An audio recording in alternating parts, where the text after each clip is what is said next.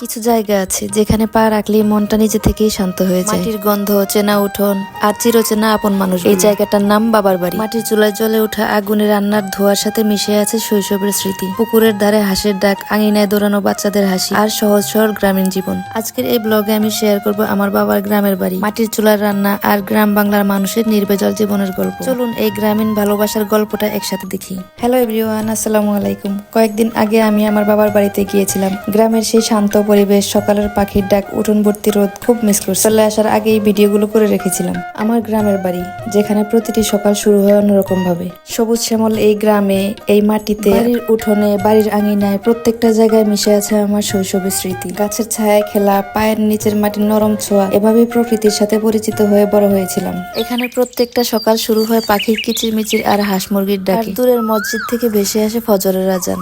এই শব্দগুলোই বুঝিয়ে দেয় নতুন একটা দিনের আগমন। এখানে ঘুম ভাঙতে কোনো অ্যালার্মের প্রয়োজন হয় না। এখানে প্রকৃতি নিজেই ডেকে তোলে। উঠোনে হাঁস মুরগির কোলাহল, বাচ্চারা ঘুম ঘুম চোখে সকালবেলা কোরআন পড়ার জন্য মক্তবে যাওয়া, এই সবই গ্রামের সকালের আসল সৌন্দর্য। এখানে সকাল মানে শুধু একটা সময় না, এখানে সকাল মানে একটা নিয়ম, পরিশ্রম আর মাটির সাথে বেড়ে ওঠা একটা জীবন। এভাবেই প্রতিদিন গ্রামের মানুষের জীবন নতুন করে শুরু হয়। এরপর শুরু হয় খাবারের প্রস্তুতি। আগের দিনের রান্না করা ভাতের সাথে পানি মিশিয়ে রাখা পান্তা ভাত, এটাই গ্রামের সকালের সবচেয়ে আপন খাবার। এই সাধারণ খাবারেই লুকিয়ে থাকে সারাদিনের পরিশ্রমের শক্তি।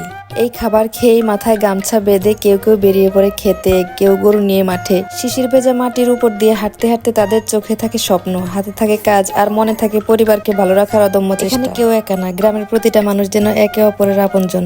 কারো জমিতে কাজ হলে পাশের বাড়ির মানুষ এসে হাত বাড়িয়ে দেয়, কারো বিপদে ডাক দিতে হয় না, সবাই নিজে থেকে পাশে দাঁড়ায়। একজনের কাজ মানে সবার কাজ, একজনের হাসি মানে পুরো গ্রামের হাসি। ধান কাটার সময়, বীজ বোনার সময় অথবা ফসল তোলার দিন, সব জায়গায় থাকে মিলেমিশে কাজ করার দৃশ্য। শহর যেখানে মানুষ মানুষকে চেনে না, গ্রামে সেখানে সবাই সবার খবর রাখে।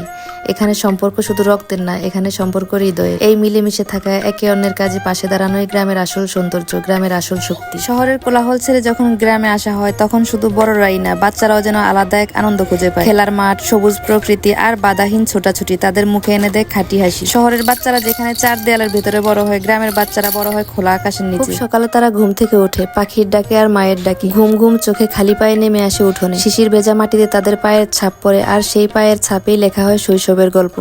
এই বাচ্চারা খুব সাহসী হয়, গাছে ওঠে ভয় না পেয়ে, ডাল বেয়ে নামে হেসে হেসে। পড়ে গেলে বেশিক্ষণ কাঁদে না, মাটি ঝেড়ে আবার দৌড় দেয়। পুকুরে ঝাঁপ দেওয়া, নদীর ধারে খেলাধুলা, বাঁশবনে লুকোচুরি, এই সবই তাদের নিত্যদিনের খেলা। শহরের বাচ্চারা যেখানে স্ক্রিনে চোখ রাখে, গ্রামের বাচ্চারা সেখানে প্রকৃতির দিকে তাকিয়ে স্বপ্ন দেখে। মায়ের কাজে হাত লাগানো, গরুকে ঘাস দেওয়া, ছোট ভাই বোনকে দেখাশোনা, এই দায়িত্বগুলো তাদের কাঁধে খুব ছোট বয়সে এসে পড়ে। তবু তারা ক্লান্ত হয় না, কারণ তারা শিখে যায় ভালোবাসা দিয়ে কাজ করতে। গ্রামের বাচ্চাদের বন্ধুত্বও আলাদা। একটা আম গাছ, একটা বল, একটা বিকেলের রোদ, এই নিয়ে তাদের হাসি আনন্দ। ঝগড়া হয়, আবার কিছুক্ষণ পর সব বলে একসাথে। গ্রামের বাচ্চারা শুধু শিশু না, তারা মাটির সন্তান, যাদের বুক ভরা সাহস, চোখ ভরা স্বপ্ন আর মনে অফুরন্ত ভালোবাসা। শীত আসলে হাঁস খাওয়ার একটা ধুম পড়ে যায়। সারা বছর আম্মু খুব যত্ন করে এই হাঁসগুলো লালন পালন করে আমাদেরকে খাওয়া হবে বলে। যেহেতু হাঁসগুলো আম্মু নিজের পালন করা, তাই প্রত্যেক বছরই আমাদের অনেক হাঁস খাওয়া হয়।